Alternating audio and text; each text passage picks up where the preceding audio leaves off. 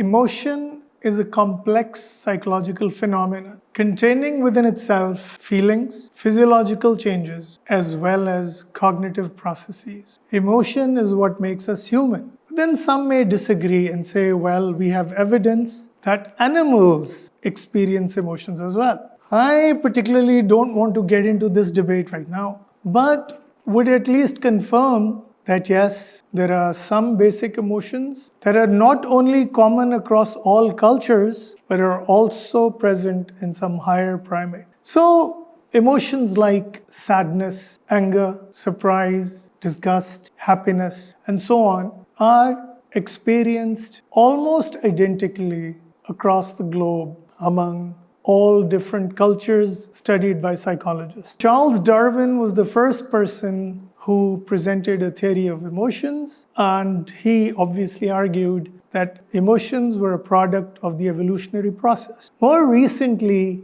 James Lang presented a theory of emotions that was very, very counterintuitive. In fact, people thought that it was against common sense. But they said that we experience emotions after the physiological changes occur. If I were to give you an example of application of this theory, I would say that James Langer argued that we become happy when we smile. Because we run, we feel afraid. Now you may think that that's, as I said, against common sense and counterintuitive. But what they actually observed was that this is in fact how many animals react to the environment. So if a snake appears in front of you, you will think later, you will realize that you're afraid later. The physiological changes will occur regardless of your subjective experience. In fact, your subjective experience of fear will come later. First, you will either run or attack the snake. So this theory, there was considerable evidence for it, but then there were findings that also seem to contradict many of its postulates. So we have another very important theory, which is presented by Schachter and Singer. Schachter and Singer proposed that we do not experience physiological changes prior to the evaluation of the situation, but that these happen simultaneously. So while on the one hand we're experiencing the physiological changes, we stick a label onto those physiological changes, and then we determine whether or not it's anger or fear. Because as you're aware, we experience identical emotional reactions. So Schachter and Singer argued that we experience emotions in such a way that the physiological changes accompany cognitive appraisal or cognitive evaluation of the situation. If a snake appears before us, we may choose to either attack it or we may choose to run away. The cognitive label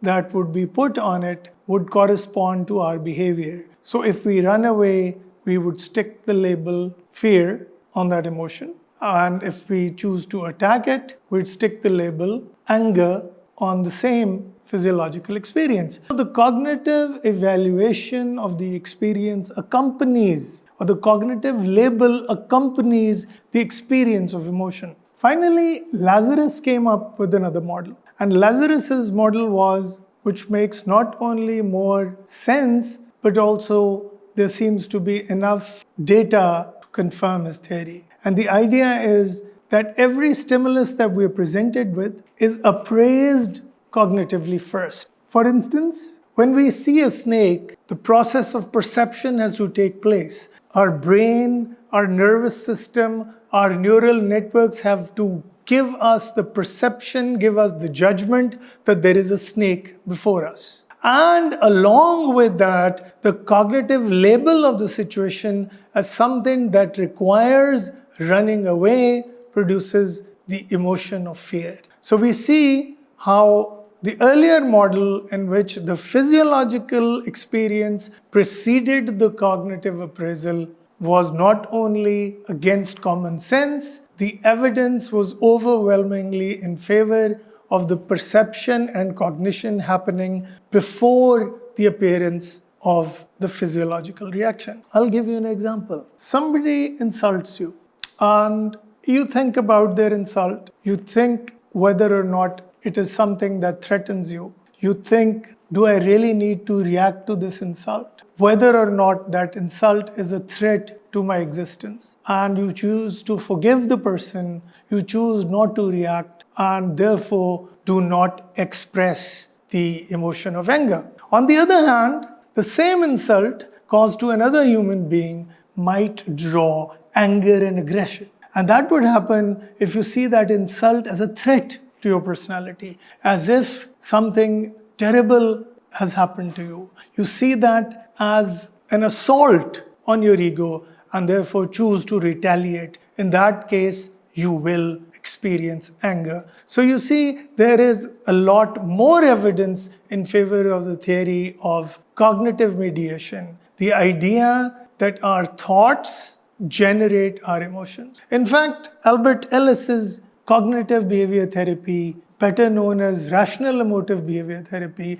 is based on this simple idea. Famous Stoic philosopher Epictetus was the first to propose this idea. The idea that we feel the way we think. Regardless of the threats in the environment, regardless of the stimuli in the environment, a human being first evaluates the situation and then reacts. We know from the life of great men that many of them, in fact, a great majority of them, chose not to react to things like insult, chose not to react to things like perceived threats, but in fact were proactive and were motivated by higher goals. While for the most part, it is difficult to control our emotions, the lives of great men show us that we can in fact manage our emotions. It might be difficult to absolutely control our emotions, but we can manage our emotions better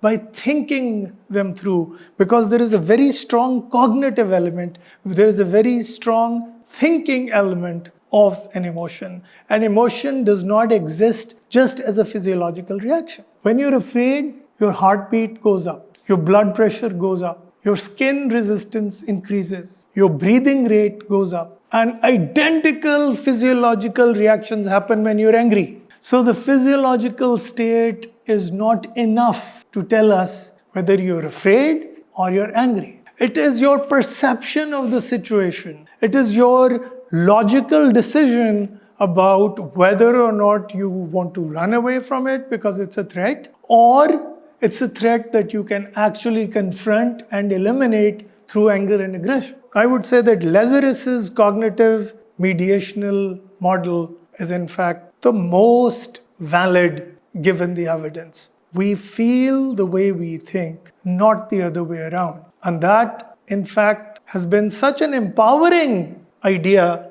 that it allows us to take our lives and our emotional experience in our control.